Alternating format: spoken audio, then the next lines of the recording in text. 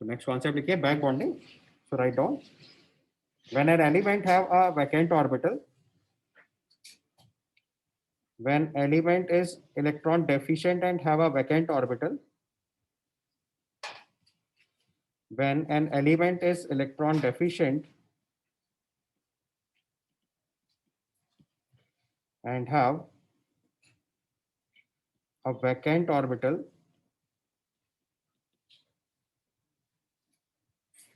and the adjacent element and the adjacent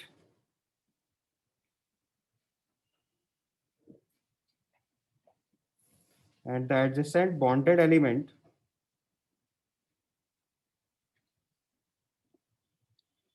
have a lone pair of electron,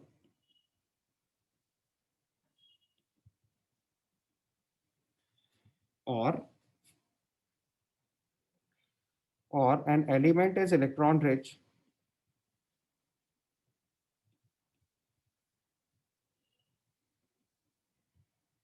having lone pair of electron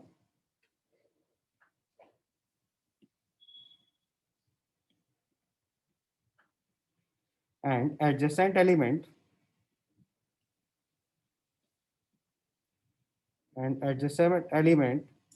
have vacant orbital, then in between such two elements,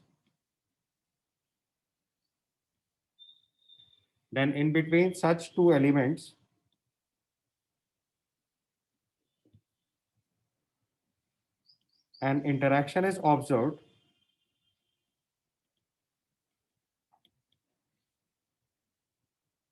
known as back bonding.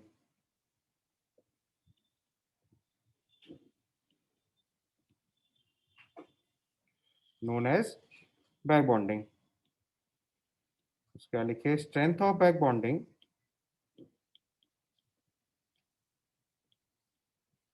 Can be compared as strength of pi bond. Strength of back bonding can be compared as strength of pi bond. ये बात समझ में आ गई आपको? मतलब pi bond के बराबर की स्ट्रेंथ नहीं है, लेकिन जैसे पाई बॉन्ड की स्ट्रेंथ कंपेयर करते हैं उसी रूल से हम लोग बैक बॉन्डिंग की स्ट्रेंथ कंपेयर करेंगे. कॉन्सेप्ट क्या हुआ? एक एलिमेंट इलेक्ट्रॉन डेफिशिएंट है जिसके पास एक वैकेंट ऑर्बिटल है, एडजेसेंट में दूसरा एलिमेंट है जिसके पास लोन पेयर ऑफ इलेक्ट्रॉन है, तो इनके बीच में जो इंटरेक्शन होता है उसको भी बैक बॉन्डिंग कहते हैं. या फिर एक एलिमेंट इलेक्ट्रॉन रिच है जिसके पास लोन पेयर है, एडजेसेंट है एक ऐसा एलिमेंट है जिसके पास वैकेंट ऑर्बिटल है, तो इनके बीच में भी जो इंटरेक्शन क्रिएट होता है उसको बैक बॉन्डिंग बोलते हैं. ठीक है. So let us say we'll take an example of BF3. तो BF3 में देखो बोरॉन के पास वैकेंट p ऑर्बिटल है और फ्लोरीन के पास है लोन पेयर. तो फ्लोरीन अगर अपना loan pair of electron boron के वैकेंट ऑर्बिटल में ट्रांसफर करेगा तो उसके बीच में पाई बॉन्ड जैसा इंटरेक्शन क्रिएट होगा. तो यहाँ पे जो टाइप ऑफ इंटरेक्शन क्रिएट होगा इसको हम लोग p पाई बैक बॉन्डिंग बोलेंगे. या अगर और प्रिसाइसली लिखा जाए तो बोरॉन का 2p और फ्लोरीन का 2p यूज हो रहा है, तो वी में राइट 2p पाई बैक बॉन्डिंग ना. वी में राइट 2p पाई बैक बॉन्डिंग, क्योंकि अगर हमें स्ट्रेंथ कंपेयर करना पड़ेगा तो हमें ये देखना पड़ेगा कौन सा p ऑर्बिटल यूज हो रहा है. तो बेटर रहेगा हम इसको 2p पाई बैक बॉन्डिंग डील करें, या सिंपल टर्म में इसको p पाई बैक बॉन्डिंग बोल सकते हैं. ठीक है. This is first type of back bonding जो मैंने सबसे पहले ऊपर लिखवाया. अगर आप ध्यान से देखो तो मैंने क्या लिखवाया? When an element which is electron deficient and have a vacant orbital and the adjacent bonded element has the loan pair of electron. ध्यान रखना है adjacent bonded element has loan pair of electron. अगर distance ज्यादा होगी तो bond बन ही नहीं सकता, क्योंकि बॉन्ड तभी बन पाएगा तब जब दो एडजेसेंट ऑर्बिटल ओवरलैप करेंगे. बीच में एक एलिमेंट आ जाएगा तो किसी भी टाइप की ओवरलैपिंग पॉसिबल नहीं होगी, बॉन्ड नहीं बन पाएगा. दूसरी बात जो नोटिस में करनी है वो ये है, यहाँ पी पाई का इंटरेक्शन उतनी एनर्जी रिलीज नहीं कर रहा है जितनी पाई बॉन्ड बनाने के लिए चाहिए थी. तो हम लोग इसको एग्जैक्टली पाई बॉन्ड तो नहीं समझेंगे, मतलब हम ऐसा नहीं बना सकते कि स्ट्रक्चर में बोरॉन फ्लोरीन के बीच में डबल बॉन्ड बना दो, but character no doubt double bond जैसा आ रहा है. तो हम उसको पाई बॉन्ड एग्जैक्टली तो नहीं समझेंगे. जैसे मैंने आपको बॉन्डिंग के टाइम पे समझाया था, एक केमिकल बॉन्ड होता है, एक वीक इंटरेक्शन होता है. तो ये वीक इंटरेक्शन टाइप का केस है. It is not exactly a chemical bond. Boron और फ्लोरीन के बीच में पाई बॉन्ड नहीं बन रहा है, लेकिन इंटरेक्शन ऐसा आ रहा है कि पाई बॉन्ड जैसा करेक्टर क्रिएट हो रहा है. तो स्ट्रेंथ कंपेयर करने के लिए पाई बॉन्ड वाले रूल लगाएंगे, लेकिन इसको पाई बॉन्ड नहीं समझेंगे। क्यों ऐसा? क्योंकि बोरॉन और फ्लोरीन में फ्लोरीन मोस्ट इलेक्ट्रोनेगेटिव एलिमेंट है। तो अगर हम इसका डाइपोल वेक्टर कभी भी बनाएंगे तो ध्यान रखना है फ्लोरीन पे माइनस और बोरॉन पे पॉजिटिव ही रहेगा। अगर आपने गलती से भी इसको कोऑर्डिनेट बॉन्ड समझ लिया, यानी कि फ्लोरीन का लोन पेयर ऑफ इलेक्ट्रॉन और बोरॉन के वैकेंट ऑर्बिटल से आपने यहाँ पे कोऑर्डिनेट बॉन्ड बना दिया, तो आपको पोलैरिटी उल्टी लगने लगेगी। जबकि ऐसा नहीं है, क्योंकि फ्लोरीन मोस्ट इलेक्ट्रोनेगेटिव एलिमेंट है, तो उसके ऊपर पार्शियल नेगेटिव, बोरॉन पे पार्शियल पॉजिटिव चार्ज ही आएगा। पोलैरिटी गलत मत करिएगा कभी भी। तो if I right the polarity here, तो फ्लोरीन पे डेल्टा नेगेटिव और बोरॉन पे डेल्टा पॉजिटिव चार्ज ही क्रिएट होगा। और बैक बॉन्डिंग के लिए ये भी एक डोमिनेटिंग फीचर है बेटर टू से बैक बॉन्डिंग, इसीलिए यहाँ पे काम कर रही है। द लॉजिक इज बोरॉन से, अगर मैं आपको थोड़ा सा ऑर्गेनिक एंगल से समझाऊं, क्योंकि हम लोग ये चीज इनऑर्गेनिक में सीखी थी, बट अब ऑर्गेनिक से समझो, तो इसको ऐसे समझ लो कि फ्लोरीन पहले माइनस आई इफेक्ट लगा रहा है। जब माइनस आई इफेक्ट लगाएगा तो बोरॉन और फ्लोरीन के बीच में जो सिग्मा इलेक्ट्रॉन डेंसिटी है वो अपनी तरफ पुल करेगा। तो फ्लोरीन पे डेल्टा नेगेटिव, बोरॉन पे डेल्टा पॉजिटिव आ गया। फिर फ्लोरीन अपने इलेक्ट्रॉन पेयर को बोरॉन के वैकेंट ऑर्बिटल में भेज रहा है। तो इसको आप प्लस एम कैरेक्टर की तरह देख लो। अगर कोई एक एलिमेंट अपना लोन पेयर ऑफ इलेक्ट्रॉन डीनोक्लाइजेशन में इन्वॉल्व कराता था, इसी को तो मेसोमेरिक इफेक्ट बोलते थे, तो वो वैकेंट ऑर्बिटल से भी जा सकता था और वो पाई बॉन्ड के थ्रू भी जा सकता था। तो यहाँ वैकेंट ऑर्बिटल है, तो अगर यहाँ से देखें तो ऑल्दो डीलोकलाइज नहीं हुआ, केवल शेयरिंग हुई, इसलिए उसको एक्जैक्टली मेसोमेरिक इफेक्ट नहीं समझना है, इसीलिए उसका अलग नाम है बैक बॉन्डिंग। नहीं तो अगर इसको इंडक्टिव और मेसोमेरिक से समझ सकते हैं तो बैक बॉन्डिंग नहीं लिखना पड़ता अलग सेटअप। बट वो उसी जैसा सिस्टम है, इसलिए मैंने उसको एक्जैक्ट पाई बॉन्ड नहीं समझना है, बट उसी जैसा कॉन्सेप्ट है कि फ्लोरीन ने अपना इलेक्ट्रॉन पेयर एक वैकेंट ऑर्बिटल तरफ शिफ्ट किया, तो इसको आप एक तरीके से प्लस एम कैरेक्टर समझ लो।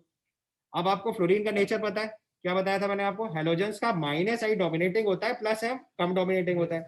यानी फ्लोरीन जितना इलेक्ट्रॉन लेगा उतना वापस नहीं देगा, इसलिए पोलैरिटी नहीं चेंज होगी, पोलैरिटी वैसे ही रहेगी, लेकिन सपोर्ट कर रहा है।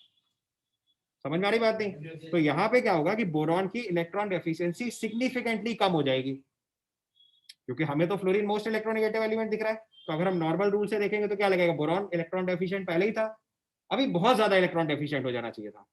बट जब हम इसका एक्चुअल कैरेक्टर स्टडी करेंगे तो हमें पता चलेगा ये उतना इलेक्ट्रॉन डेफिशिएंट नहीं है जितना होना चाहिए था, क्योंकि फ्लोरीन का मोस्ट इलेक्ट्रोनेगेटिव कैरेक्टर लग रहा है। लेकिन फिर भी फ्लोरीन अपने लोन पेयर ऑफ इलेक्ट्रॉन को बैक बॉन्डिंग करा के इसको ज्यादा स्टेबलाइज करे दे रहा है। तो बैक बॉन्डिंग का इफेक्ट क्या हुआ कि जो इसकी इलेक्ट्रॉन डेफिशिएंसी हमें नोटिस में आनी चाहिए थी उतनी नोटिस में नहीं आएगी। ये बात अलग से नोट बना के लिख लो। So write down, because of p pi back bonding BF3 is not as electron deficient as expected। ठीक है, तो second type of back bonding में देखो क्या हो रहा है।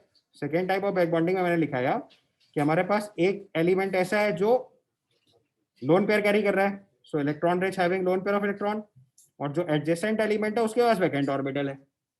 तो यहाँ पे भी दूसरी बैक बॉन्डिंग लग रही है, इसको हम लोग बोल सकते हैं P pi d pi back bonding. तो जैसे एग्जांपल मैं लिखूं NiSS, नाइट्रोजन के पास लोन पेयर लिया हमने और 3 सिलिकॉन इसकी सराउंडिंग में लगा दिए,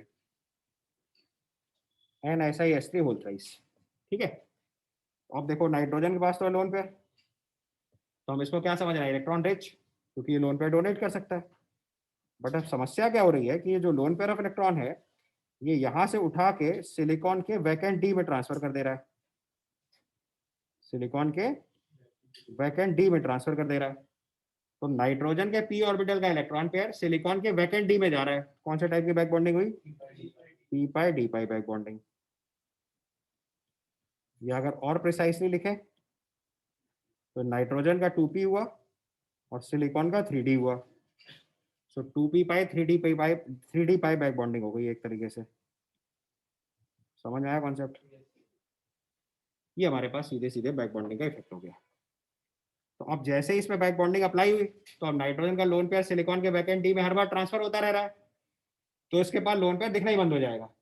तो इसकी वजह से इसकी शेप जो हो जाएगी वो कैसे हो जाएगी? Triangular planar. और हाइब्रिडाइजेशन जो हमें इसका sp3 दिख रहा है अभी 3 सिग्मा बॉन्ड एक लोन पेयर की वजह से, वो एक्चुअली में 3 सिग्मा बॉन्ड की वजह से बचेगा केवल। तो अब देखो, अगर आपसे फिनोमिनन पूछा जाएगा कि NSiS3 होल थ्राइस जो है वो ट्रायंगुलर प्लेनर होता है, तो उसको कैसे एक्सप्लेन करेंगे? p पाई d पाई बैक बॉन्डिंग। अदरवाइज तो लोन पेयर दिख रहा है आपको, लेकिन वो लोन पेयर क्या हो रहा है? बैक बॉन्डिंग की वजह से वेकेंट ऑफ डी ऑर्बिटल में चला जा रहा है। समझ में आ गई बात? तो इससे इसकी बेसिक स्ट्रेंथ भी कम हो जाएगी, सिग्निफिकेंट डिक्रीज आएगी इसकी बेसिक स्ट्रेंथ में। और दूसरा ये कैसा हो जाएगा? Triangular planar, sp2 hybridized. तो इसके लिए भी नोट बना के ये बात लिख डालिए, लिखो फटाफट। लिखा due to p pi d pi back bonding NSiS3 whole thrice is sp2 hybridized. sp2 hybridize जो है तो शेप हो गई ट्रायंगुलर प्लेनर, पिरामिडल शेप नहीं होती, मैंने स्टार्टिंग में पिरामिडल बनाया बट ये एक्चुअली में ट्रायंगुलर प्लेनर में कन्वर्ट हो जाएगा क्योंकि lone pair of electron nitrogen पे अवेलेबल ही नहीं बचा। So due to p pi d pi back bonding NSiS3 whole thrice is sp2 hybridized triangular planar shape and it is not as basic as expected. ठीक है, तो पहला question लिखना है हमने को, compare Lewis acidic strength of BF3 BCl3 BBr3 and BI3। Chemical bonding के time पे भी ये सवाल बताया था, आप आसानी से कर पाओगे अब। तो देखो अगर हम ड्रॉ करेंगे तो BF3 में देखो 2p बैक बॉन्डिंग आएगी, फिर BCl3 पे लिखेंगे तो ये 2p बैक बॉन्डिंग हो गई, BBr3 में चेक करेंगे तो ये 2p बैक बॉन्डिंग हो गई, और BI3 में चेक करेंगे तो 2p बैक बॉन्डिंग होगी। तो बैक बॉन्डिंग वीक होती चली जा रही है, बैक बॉन्डिंग वीक होती जाएगी तो इलेक्ट्रॉन डेफिशिएंसी जो है वो बढ़ती चली जाएगी। यहाँ पे 2p बैक बॉन्डिंग है, ये 2p बैक बॉन्डिंग है, ये 2p बैक बॉन्डिंग है और 2p बैक बॉन्डिंग है। तो इलेक्ट्रॉन की डेफिशिएंसी जो है वो BI3 में सबसे ज्यादा हो जाएगी, फिर BBr3 में, फिर BCl3 में, फिर BF3 में। तो BF3 इसमें सबसे वीक लुईस एसिड होगा और BI3 सबसे स्ट्रॉन्ग लुईस एसिड होगा। अब अगर गलती से भी आपने फ्लोरीन मोस्ट इलेक्ट्रोनेगेटिव एलिमेंट मानते हुए आंसर लिख दिया तो गलत हो जाएगा। यहाँ पे क्या काम कर रहा है, पी पाई बैक बॉन्डिंग, समझ गए। बैक बॉन्डिंग BF3 में सबसे स्ट्रॉन्ग अप्लाई हो रही है, इसलिए BF3 की लुईस एसिडिक स्ट्रेंथ सबसे कम हो गई। लुईस एसिडिक स्ट्रेंथ का मतलब lone pair of electron accept करने की टेंडेंसी। क्लियर। चलो दूसरा क्वेश्चन लिख रहे हैं, this is compare acidic strength of CHCl3 and CHF3, यानी क्लोरोफॉर्म और फ्लोरोफॉर्म की हमें एसिडिक स्ट्रेंथ कंपेयर करनी है। सो क्लोरोफॉर्म और फ्लोरोफॉर्म के एसिडिक स्ट्रेंथ कंपेयर करने में मतलब कॉन्जुगेट बेस की स्टेबिलिटी कंपेयर करेंगे। एसिडिक स्ट्रेंथ का ये रूल तो सिखाया है, तो पहले दोनों के कॉन्जुगेट बेस बना लो। तो अगर कॉन्जुगेट बेस लिखेंगे तो CHCl3 का कॉन्जुगेट बेस लिखेंगे तो C-Cl3, और अगर यहाँ पे फ्लोरीन के केस में ये लिखेंगे तो ये भी C-F3। अब अगर ध्यान से देखो तो fluorine more electronegative than chlorine है, बट यहाँ पे देखो कार्बन के पास लोन पेयर ऑफ इलेक्ट्रॉन है और क्लोरीन के पास वैकेंट d ऑर्बिटल है, तो कौन सी बैक बॉन्डिंग काम करेगी, p बैक बॉन्डिंग, जबकि फ्लोरीन के पास वैकेंट d है ही नहीं, फ्लोरीन के पास नो वैकेंट d, और जब इसके पास कोई वैकेंट d है ही नहीं तो इसका मतलब यहाँ बैक बॉन्डिंग काम करेगी नहीं। तो CF3 के पास फ्लोरीन के इंडक्टिव इफेक्ट की वजह से माइनस चार्ज थोड़ा स्टेबलाइज होगा, बट क्लोरीन वाले केस में तो इलेक्ट्रॉन पेयर ने वैकेंट डी में ही ले लिया, तो कार्बन के पास इलेक्ट्रॉन की जो रिचनेस थी वो ऑलमोस्ट खत्म वाली स्टेट आ गई, तो CCl3 माइनस ज्यादा स्टेबल हो गया। तो ज्यादा स्टेबल हो गया तो एसिडिक स्ट्रेंथ का ऑर्डर क्या हुआ, क्लोरोफॉर्म मोर एसिडिक देन फ्लोरोफॉर्म। देखो एग्जैक्ट उल्टा आंसर आ रहा है। अगर हम इंडक्टिव इफेक्ट अप्लाई करेंगे तो हमें CHF3 ज्यादा एसिडिक दिखेगी, जबकि एक्चुअली में CHCl3 ज्यादा एसिडिक आ गया। Reason p/d back bonding.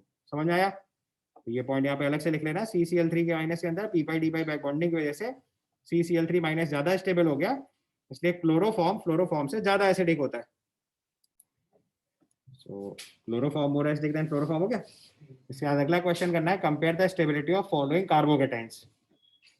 तो आप देखो जरा एक एक करके स्टार्ट करें, तो इस कार्बोकेटाइन के पास अगर ध्यान से देखोगे तो 5 अल्फा एच है, तो हाइपर कॉन्जुगेशन इफेक्ट से स्टेबलाइज हो रहा है। उसके एडजेसेंट में देखो तो ऑक्सीजन का loan pair of electron carbocation के वैकेंट ऑर्बिटल में ट्रांसफर हो जाएगा, तो ये अपने पास p/p बैक बॉन्डिंग हो गई।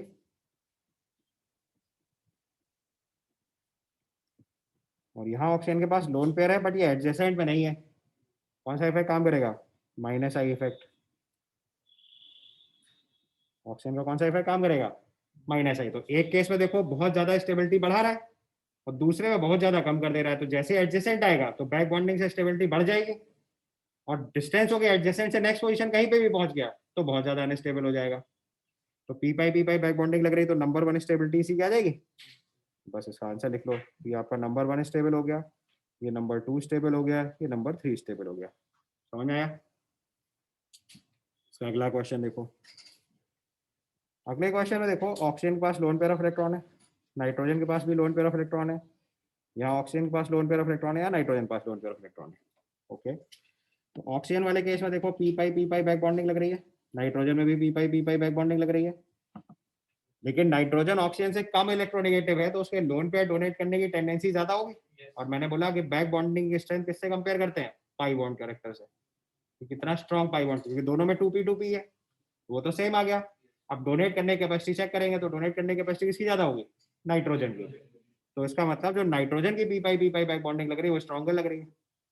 लेकिन जब उसके अगले वाले केस में चलेंगे तो यहाँ माइनस आई इफेक्ट काम कर रहा है, यहाँ पे भी माइनस आई इफेक्ट काम कर रहा है। तो माइनस आई किसका ज्यादा होता है, ऑक्सीजन का, क्योंकि मोर इलेक्ट्रोनेगेटिव है। समझ में आई बात। तो माइनस आई ऑक्सीजन का ज्यादा लगेगा। इसका मतलब नाइट्रोजन ज्यादा स्टेबलाइज करेगा और कम डिस्टेबलाइज करेगा। नाइट्रोजन ज्यादा स्टेबलाइज करेगा बैक बॉन्डिंग से और इंडक्टिव इफेक्ट से कम डिस्टेबलाइज करेगा। तो सबसे ज्यादा स्टेबल नाइट्रोजन वाला हो गया नंबर 1। नेक्स्ट नंबर हो गया ऑक्सीजन नंबर 2। फिर नंबर 3 पे नाइट्रोजन आएगा क्योंकि वो कम डिस्टेबलाइज कर रहा है, और नंबर 4 पे ऑक्सीजन आएगा जो ज्यादा डिस्टेबलाइज कर रहा है। समझ में आ गई बात। ऑक्सीजन का माइनस आई करेक्टर नाइट्रोजन के माइनस आई से ज्यादा काउंट करेंगे, तो ऑक्सीजन वाला जो है वो सबसे कम स्टेबल हो जाएगा। बैक बॉन्डिंग नाइट्रोजन की स्ट्रॉन्गर लगेगी और इंडक्टिव इफेक्ट ऑक्सीजन का स्ट्रॉन्गर लगेगा। जिसका इंडक्टिव इफेक्ट स्ट्रॉन्गर लगेगा तो वो प्लस चार्ज को कम स्टेबल करेगा। समझ में आ गई टेक्निक। तो ऐसे आपको बैक बॉन्डिंग के केसेस में स्टेबिलिटी कंपेयर करना आना चाहिए। मैं नेक्स्ट कॉन्सेप्ट लिखा है बायर्स एंगल स्ट्रेन थ्योरी। ये साइक्लो एल्केन्स की स्टेबिलिटी कंपेयर करने के लिए यूज करते हैं। तो हमने एक साइक्लोप्रोपेन का केस लिया, उसमें बॉन्ड एंगल 109 डिग्री 28 मिनट होना चाहिए था sp3 हाइब्रिडेशन की वजह से, but actual bond angle 60 degree आ रहा है। तो एंगल स्ट्रेन अगर निकालेंगे तो that comes out to be 109 degree 28 minutes minus 60 degree by 2, ये 24 डिग्री 44 मिनट आपका एंगल स्ट्रेन आ गया। ठीक है। लेकिन ध्यान रखना है कि जिस रिंग में ज्यादा एंगल स्ट्रेन होगा वो कम स्टेबल होगी, और ये रूल केवल रिंग नंबर 3, 4 और 5 पे अप्लाई करते हैं। ये पॉइंट नोट बना के लिख लो। So write down the ring having more angle strain. The ring having more angle strain. बाकी कैलकुलेशन आपने ऐसी आइसोमेरिज्म के टाइम पे सीख रखी है, तो वहीं से डायरेक्टली रिफर कर लेना। The ring having more angle strain is more unstable. एक पॉइंट। और ये रूल अप्लाई किस पे करते हैं, 3 member, 4 member and 5 member ring. तो अगले पॉइंट में लिख लीजिए Bayer's angle strain theory. Bayer's angle strain theory is only applicable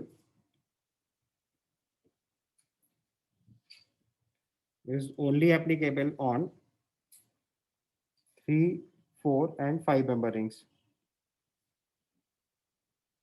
3, 4 and 5 member rings. ध्यान रखना है 6 मेंबर रिंग 5 मेंबर रिंग से ज्यादा स्टेबल होती है।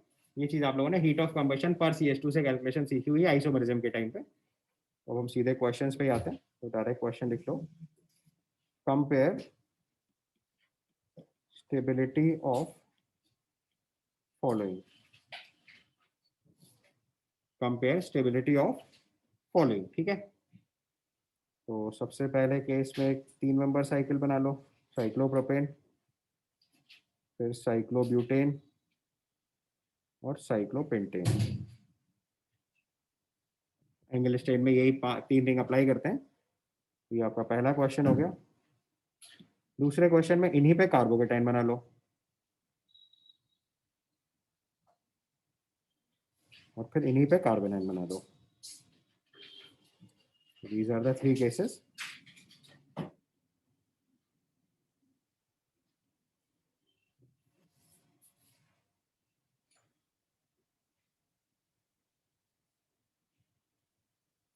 तीनों ही सवाल एंगल स्ट्रेन से डील किए जाते हैं, या बाकी इफेक्ट का कोई बहुत इंपॉर्टेंस नहीं होता है। समझ में आई बात। तो पहले वाले केस में देखो 3 मेंबर रिंग सबसे कम स्टेबल होगी, 4 मेंबर रिंग उससे ज्यादा स्टेबल, 5 मेंबर रिंग सबसे ज्यादा स्टेबल। 3 मेंबर वाले रिंग पे कार्बोकेटाइन बनेगा तो sp2 हाइब्रिडाइज हो गया, एंगल स्ट्रेन और बढ़ गया, एंगल स्ट्रेन और बढ़ गया तो और अनस्टेबल हो गया। ठीक है। लेकिन अभी रिंग की स्टेबिलिटी उसी बेसिस पे चलेगी जो पहले सिखाया। कार्बोनाइन के केस में हाइब्रिडाइजेशन तो नहीं चेंज हुआ, sp3 ही रहा, बट स्ट्रेन तो रिंग में उतरी है, और काउंट करेंगे स्ट्रेन तो स्ट्रेन के बेसिस पे फिर से चेक करेंगे, ये स्टेबिलिटी आ जाएगी। यहाँ गलती से भी केवल इंडक्टिव इफेक्ट मत चेक करिएगा। 5 मेंबर रिंग में कार्बन ज्यादा है तो इंडक्टिव इफेक्ट थोड़ा ज्यादा काम करेगा, बट रिंग स्ट्रेन की वजह से 3 मेंबर वाली रिंग अनस्टेबल ही रहेगी। अभी चाहो तो यहीं पे रेडिकल भी लिख सकते हैं, सेम आंसर उसके लिए भी आएगा। अगर आपको चौथा केस भी लिखना है तो you may right for radical also, तो रेडिकल के केस में भी यही आंसर रहने वाला है, लॉजिक सेम है फिर से, क्योंकि स्टेबिलिटी रिंग स्ट्रेन से ही एक्सप्लेन करेंगे। तो 3 मेंबर, 4 मेंबर और 5 मेंबर रिंग के केस जब भी आएंगे तो एंगल स्ट्रेन से ही स्टेबिलिटी कंपेयर की जाती है, इररिस्पेक्टिव ऑफ अदर इफेक्ट्स, सीधा सीधा एंगल स्ट्रेन काम कर जाता है। ठीक है, हमने कॉन्सेप्ट लिखा बेंट बॉन्ड थ्योरी, इसको डांसिंग रेजोनेंस बोलते हैं। सबसे पहले साइक्लोप्रोपेन का स्ट्रक्चर दिखाया। साइक्लोप्रोपेन में देखो बॉन्ड एंगल 60 डिग्री होगा, जो कि उसके sp3 हाइब्रिडाइजेशन के बाद साइक्लोप्रोपेन रिंग की वजह से एंगल स्ट्रेन बहुत ज्यादा क्रिएट हो रहा है। तो होता क्या है कि जो साइक्लोप्रोपेन का ये बॉन्ड था जो अलोंग द ट्रायंगुलर लाइन था, उसमें हाई एंगल स्ट्रेन होने की वजह से सीसी बॉन्ड जो है वो देखो थोड़ा बेंड कर जाता है, जिसकी वजह से जो इफेक्टिव बॉन्ड एंगल है वो इंक्रीज कर जाता है और मॉलिक्यूल की स्टेबिलिटी बढ़ जाती है। ये एंगल देखो जितना होना चाहिए था उससे थोड़ा ज्यादा हो जा रहा है, जिसकी वजह से इसकी रिलेटिव स्टेबिलिटी बढ़ जाती है। तो साइक्लोप्रोपेन रिंग में क्या होता है कि रिंग में हाई स्ट्रेन होने की वजह से जो कार्बन कार्बन बॉन्ड था वो बेंड कर जा रहा है थोड़ा सा, या ऑर्बिटल थोड़ा बेंड कर जा रहा है, और ओवरलैपिंग देखो थोड़ी ऐसे हो रही है। यहाँ पे देखो ये ऑर्बिटल ओवरलैपिंग है, मैंने एच वाला बॉन्ड नहीं दिखाया, सिर्फ कार्बन कार्बन वाले बॉन्ड दिखाए हैं। इससे आपको इसका बेंड सिस्टम समझ में आ रहा होगा कि जो एक्चुअल 60 डिग्री एंगल होना चाहिए, एंगल उससे थोड़ा सा ज्यादा आता है। पॉइंट क्लियर हुआ? तो ये इसको बोलते हैं हम लोग बेंट बॉन्ड कॉन्सेप्ट। अब इससे हम लोग कार्बोकेटाइन की स्टेबिलिटी का एक फिनोमिनन है जिसको डांसिंग रेजोनेंस या बेंट बॉन्ड थ्योरी से एक्सप्लेन करते हैं, वो उसके नेक्स्ट स्टेप पे लिखते हैं। मैंने बताया कि जो साइक्लोप्रोपाइल रिंग के ऊपर साइक्लोप्रोपाइल कार रिंग में एक CH2 प्लस अगर लिखा तो this is one of the most stable carbocation due to bent bond, या इसी को हम लोग डांसिंग रेजोनेंस कॉन्सेप्ट बोल रहे हैं। कॉन्सेप्ट समझाने के लिए मैंने बताया कि एक साइक्लोप्रोपाइल रिंग पे एक CH2 ग्रुप लगा हुआ है, तो CH2 के पास है वैकेंट ऑर्बिटल, और जो साइक्लोप्रोपाइल रिंग है उसका बॉन्ड कर गया बेंट। तो बेंट बॉन्ड का जो सिग्मा इलेक्ट्रॉन है वो CH2 प्लस के वैकेंट p ऑर्बिटल के साथ ओवरलैप करके पाई बॉन्ड क्रिएट कर ले रहा है। So later kind of back bonding जैसा कॉन्सेप्ट दिखेगा आपको, या अगर हम उसी को रेजोनेंस के फॉर्म में लिखें तो देखो सिग्मा इलेक्ट्रॉन ने डीलोकलाइज करके मैंने पाई बॉन्ड बनाया और उसके रेजोनेटिंग स्ट्रक्चर्स लिखे। इसको हम लोग डांसिंग रेजोनेंस तरह ट्रीट करते हैं, या सिंपल टर्म अगर टेक्निकल टर्म लिखना है तो बेंट बॉन्ड थ्योरी बोलते हैं। इस कॉन्सेप्ट से बहुत हाई स्टेबिलिटी क्रिएट करती है जो नॉर्मली रेजोनेंस को सुपरसीड कर जाती है, और ये इफेक्ट केवल 3 मेंबर की रिंग में लगता है। 4 मेंबर, 5 मेंबर, 6 मेंबर या आगे की किसी भी रिंग में ये काम नहीं करता, क्योंकि 3 मेंबर रिंग में इतना हाई स्ट्रेन होता है कि बॉन्ड बेंड करता है। आगे बेंड बॉन्ड का फिनोमेना नोटिस में नहीं आता है, इसलिए उसकी कोई इंपॉर्टेंस नहीं है। ठीक है, तो dancing resonance non technical term है, लेकिन इसका एक्चुअल फॉर्म को सीखना है तो वो क्या है, bent bond concept. Bent bond का मतलब समझ गया, मैंने पीछे सिखाया था कि साइक्लोप्रोपाइल वाली जो रिंग है उसमें जो एक्चुअल बॉन्ड है वो sp3 हाइब्रिडाइजेशन की वजह से बेंड कर जा रहा है। जब बेंड कर गया है तो ऊपर वाले पाई p ऑर्बिटल के साथ लेटरली ओवरलैप करने की स्टेट में आ जाएगा, यानी बैक बॉन्डिंग जैसा कॉन्सेप्ट लगेगा, जिसकी वजह से उसकी स्टेबिलिटी बढ़ जाएगी और सिग्निफिकेंटली बढ़ जाएगी। तो एक क्वेश्चन करके देखते हैं तो आपको समझ में आ जाएगा। So write down compare the stability of following carbocations. तो इसमें देखो जो पहला वाला कार्बोकेटाइन है इसमें बेंट बॉन्ड कॉन्सेप्ट लग रहा है, या इसी को हम लोग डांसिंग रेजोनेंस भी लिख सकते हैं कई बार। तो बेंट बॉन्ड की वजह से सबसे ज्यादा स्टेबल हो जाएगा। सेकेंड नंबर में रेजोनेंस लग रहा है, प्लस एम इफेक्ट लिख सकते हैं, बेंजीन के रेजोनेंस की वजह से स्टेबलाइज होगा। तीसरे वाले केस में देखो एंगल स्ट्रेन अप्लाई होगा, और चौथे में भी एंगल स्ट्रेन अप्लाई होगा क्योंकि पॉजिटिव चार्ज रिंग में आ गया है। जब तक ध्यान रखना है कि रिंग के बाहर वाले कार्बन पे बेंट बॉन्ड लगेगा, अंदर वाले कार्बन में तो एंगल स्ट्रेन बढ़ जाएगा। तो 3 मेंबर की रिंग में दोनों में एंगल स्ट्रेन आ गया, लेकिन यहाँ वाले कार्बोकेटाइन पे अगर आप ध्यान देखोगे तो उसके पास CH3 की वजह से प्लस आई कैरेक्टर लग रहा होगा, तो ज्यादा प्लस आई कैरेक्टर काम कर रहा है, तो स्टेबिलिटी ज्यादा हो जाएगी। तो अगर इसका स्टेबिलिटी ऑर्डर लिखेंगे तो ये आएगा। और इसमें सबसे इंपॉर्टेंट बात है, आगे वाले दो तो आसानी से समझ आ रहे होंगे, ध्यान रखना है कि रेजोनेंस को बेंट बॉन्ड थ्योरी डोमिनेट करती है। कहीं पे भी बेंट बॉन्ड का कॉन्सेप्ट लगाएंगे और रेजोनेंस लगाएंगे तो बेंट बॉन्ड वाला कॉन्सेप्ट ज्यादा स्टेबल कार्बोकेटाइन बनाता है। तो ध्यान रखना है कि one of the most stable carbocation की सीरीज है, इसलिए इसको अलग से बताना पड़ रहा है आपको। जिस भी सवाल में इसको फिट कर देंगे ये इसको टॉप पे ले जाना पड़ेगा most of the time, except one के जो भी हम लोग आगे एरोमेटिसिटी टाइम पे बताते हैं, या एरोमेटिसिटी डील करेंगे तब उस चीज को देखिएगा। इसके बाद देखो अगले वाले केस में इस कार्बोकेटाइन के साथ 3 जगह से बेंट बॉन्ड लगा रहे हैं, तो उसकी स्टेबिलिटी सबसे ज्यादा हो जाएगी। ये पूरा कॉन्सेप्ट ही बेंट बॉन्ड से एक्सप्लेन हो जाएगा। तो इसमें बोर बेंट बॉन्ड कॉन्सेप्ट लगेगा, क्योंकि 3 रिंग उस कार्बोकेटाइन को स्टेबलाइज करेगी, या सिंपली सेइंग डांसिंग रेजोनेंस ज्यादा हो जाएगा अगर सिंपल टर्म में समझना है तो। और तीसरे वाले केस में देखेंगे तो पहले वाले केस में तो बेंट बॉन्ड लग रहा है, लेकिन आगे वाले किसी में भी बेंट बॉन्ड नहीं अप्लाई होगा, क्योंकि मैंने बताया bent bond only applicable for 3 member ring. उसके बाद के केस में आपको इंडक्टिव इफेक्ट या हाइपर कॉन्जुगेशन से एक्सप्लेन करना है। तो अगर हाइपर कॉन्जुगेशन से एक्सप्लेन करोगे तो यहाँ पे भी देखो एक अल्फा एच और यहाँ पे भी एक अल्फा एच है, वो तो टाई हो गया। इंडक्टिव इफेक्ट देखेंगे तो 5 मेंबर रिंग का इंडक्टिव इफेक्ट 4 मेंबर रिंग से ज्यादा लगेगा, क्योंकि नंबर ऑफ कार्बन ज्यादा है, तो उसकी स्टेबिलिटी ज्यादा हो जाएगी। तो यहाँ स्टेबिलिटी आएगा नंबर 1, नंबर 2 एंड नंबर 3। समझ गए? तो ध्यान रखना है बैंड बॉन्ड कॉन्सेप्ट केवल 3 मेंबर रिंग पे अप्लाई करते हैं और वो बहुत ज्यादा स्टेबल कार्बोकेटाइन हो जाता है। ठीक है, क्लियर? याद रखा कॉन्सेप्ट?